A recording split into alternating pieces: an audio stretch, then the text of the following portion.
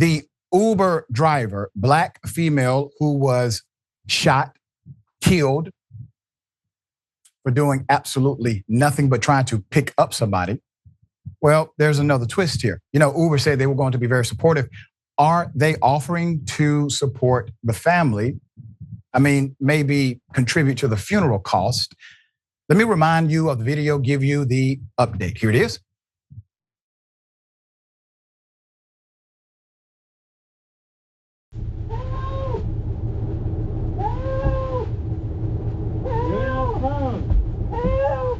The other way. Help! Come on, get out. Help! Sir! Yeah. I'm here to pick up a package. Yes, I know what you're after. You're after the... Help! Help! Help!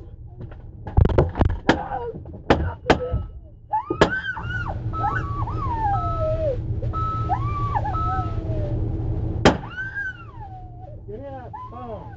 With millions watching and many people benefiting from this program called Indisputable, we just need 1% of the viewers to become a paid member so we can continue to bring this content to you.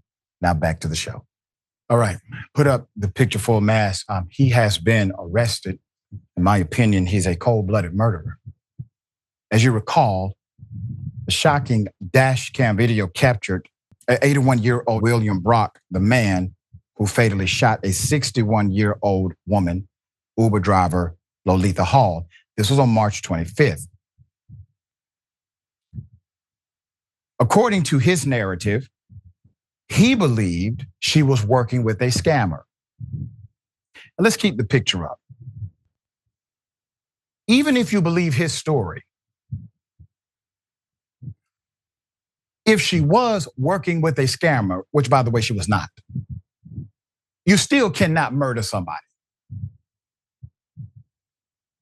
According to officials, this scammer sent the victim to Brock's home, where she was met by an armed Brock demanding she give him answers about the scam artist. Brock was charged with murder, felony assault, and kidnapping.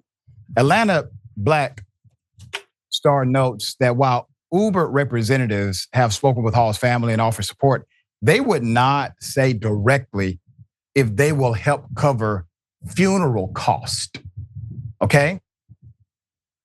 Now, as previously reported, the Clark County Sheriff's Office said Hall made no threats.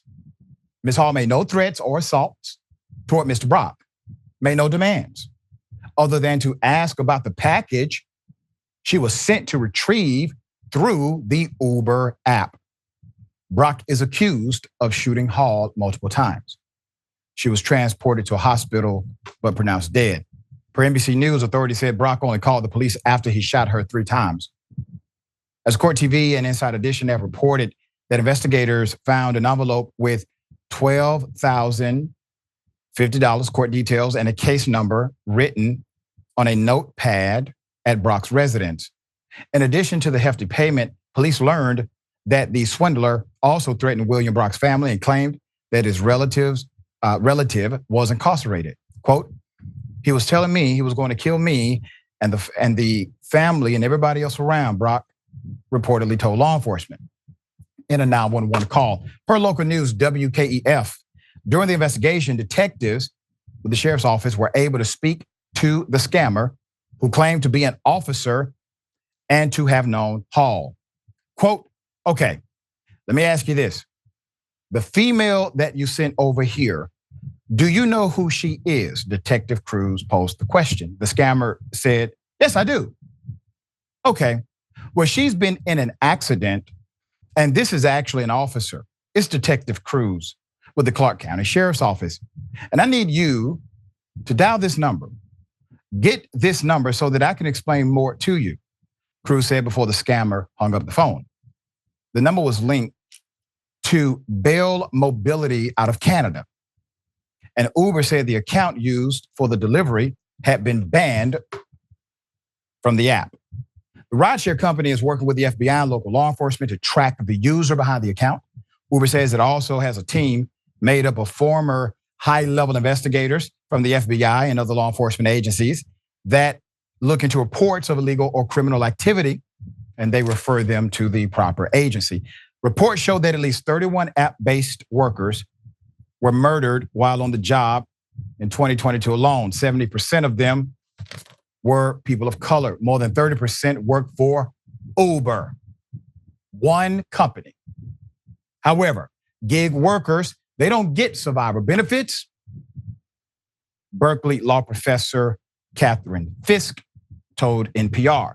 So Uber says it keeps drivers safe through an emergency button that can be used to call or text 911. Before I continue, let me explain why Uber does this, okay? It is to protect themselves from liability, because this is a way for them to have an immunity as it relates to a safety protocol at the company. So they will say, well, we can't stop everything, but here's what we have done. We have a button.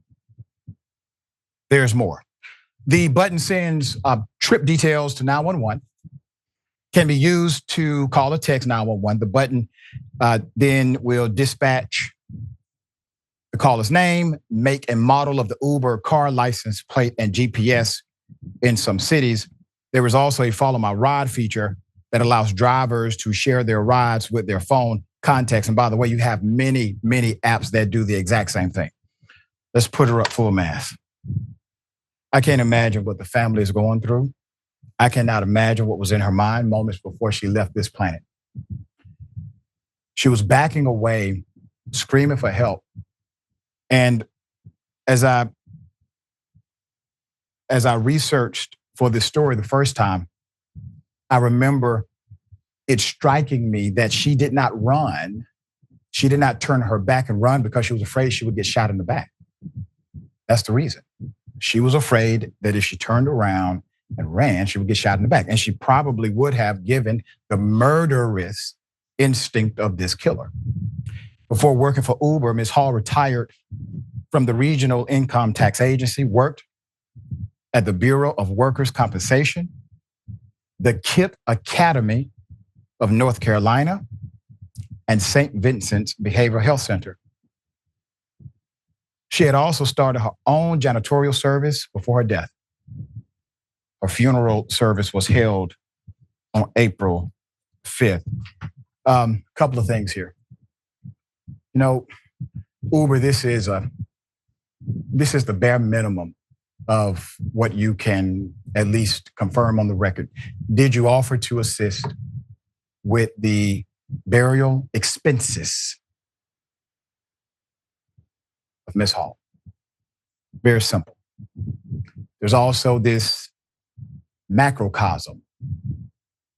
I hate the fact that Ms. Hall had to even do this gig work over 60 years of age in this country.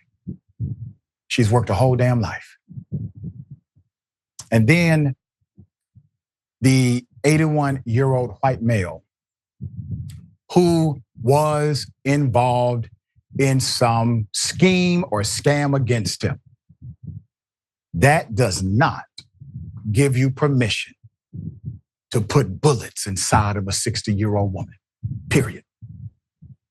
They're going to argue that he was basically not in his right frame of mind. I'm sure that will be part of his defense.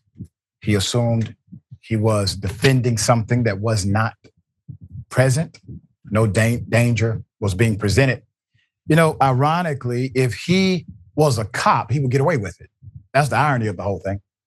If that one thing changed, because a cop can have a subjective standard to danger, but he's not a cop, which means he will have an objective standard and likely be successfully prosecuted. We will follow the case. Sharon, thoughts here? So many. Number one, Uber won't answer the question, Doc, of whether they'll pay for the funeral, probably because the legal team told them don't do it without a waiver. That's how callous it is. Right. Uber is liable for Miss Hall's death. And as far as Mr. Brock goes, I don't give a damn what he thought.